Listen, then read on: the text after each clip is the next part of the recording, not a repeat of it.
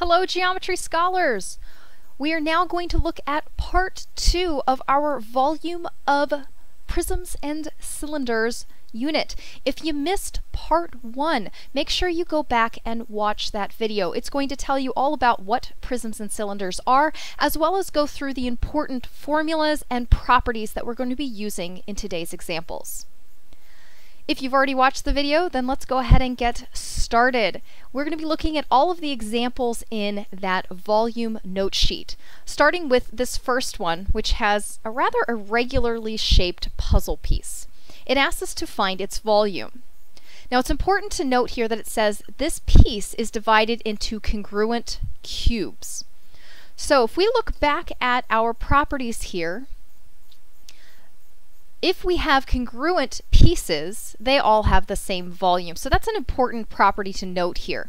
So in order to find our volume of this puzzle piece, all we need to do is to find the volume of one of our individual cubes and multiply it by the number of cubes we have total. So let's go ahead and start. We're told that the height of this cube is 1.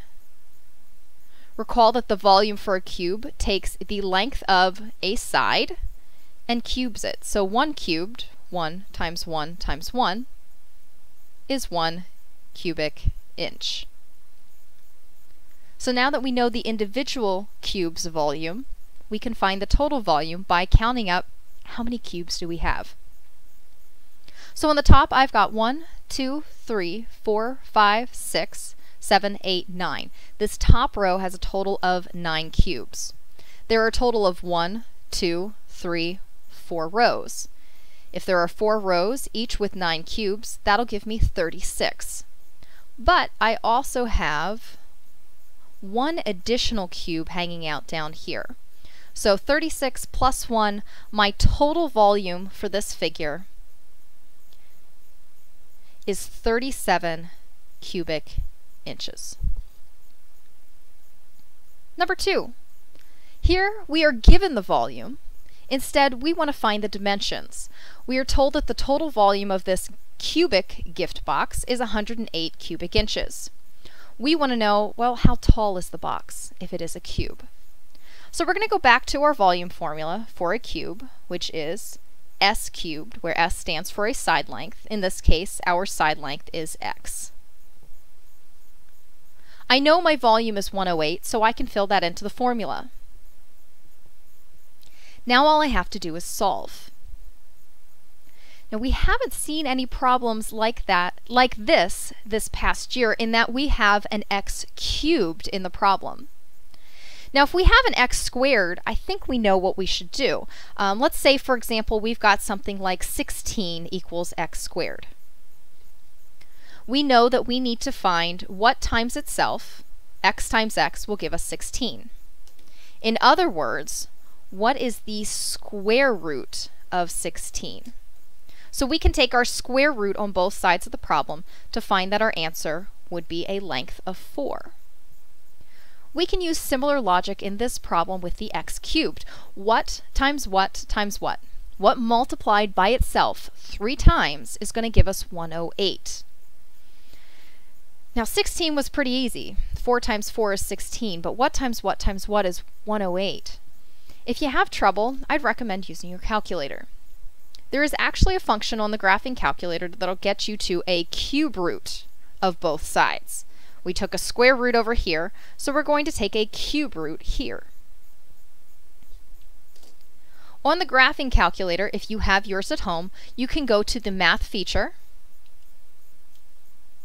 We're going to go down to this option here, option number 4. We have a little 3 and a square root symbol. This stands for the cube root of our value. So I can go down to the cube root function. I can key in the 108, and I'll get this answer of 4.76.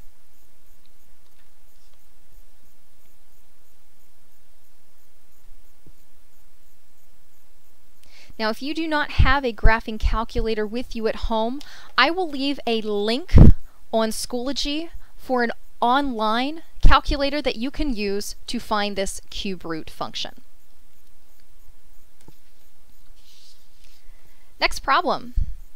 We want to find the volume of a prism and of a cylinder.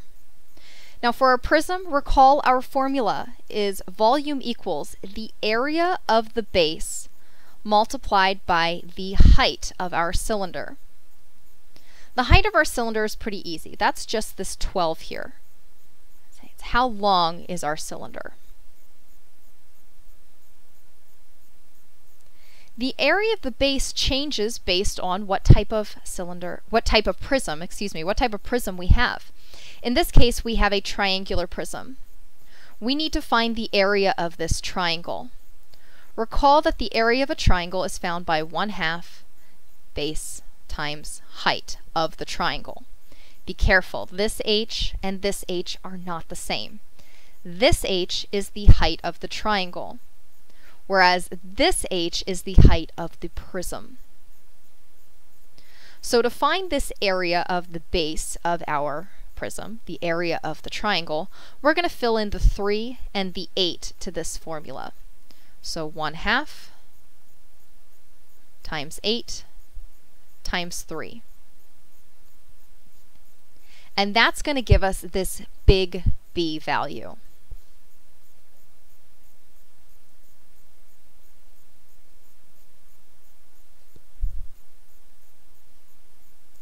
Once you have all of that, it's as simple as plugging it in the calculator to get your answer.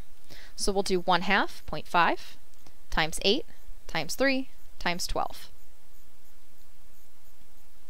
So our volume for this prism is 144 cubic centimeters. Take a moment and pause the video. See if you can figure out the volume of this cylinder. Recall that a cylinder has a circular base, and please use the value 3.14 as your approximation for pi in your calculation. Okay, so hopefully you've worked this out. You found that the volume is going to be pi times r squared times the height, which is 10. So 3.14 times 40 squared times 10, you're going to get 50,240 cubic feet. Let's try one more here.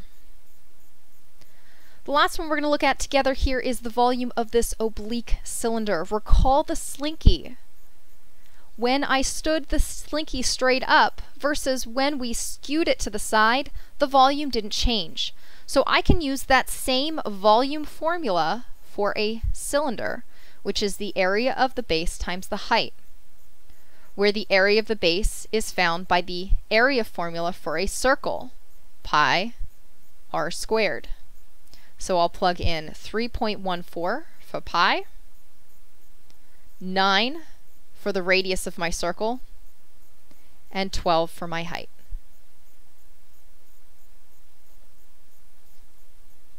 Again, with my calculator, 3.14 times 9 squared, I missed my squared, times 12, I'll find that the volume of this oblique or skewed cylinder is approximately 3,052.08 cubic meters.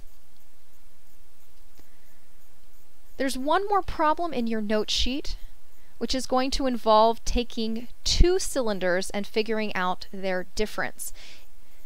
See if you can try this problem on your own. You're trying to find the volume of this tank. So the inside here is empty. The volume is just this bit around the outside. Give it a try, see what you can come up with. I will have an answer key posted tomorrow. Alright guys, that takes care of your video lesson for today. We'll have something more for you to do tomorrow.